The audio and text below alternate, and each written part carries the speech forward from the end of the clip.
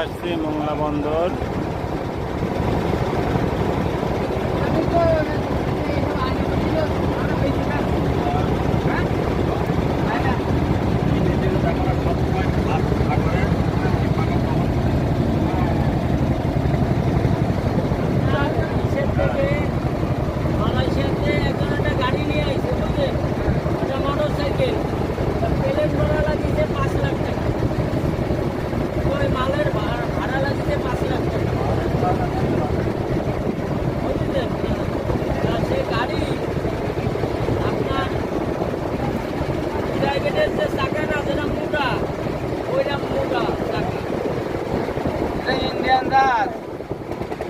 কত সুন্দর একটা ইন্ডিয়ান জাহাজ আসছে আমাদের তারপরে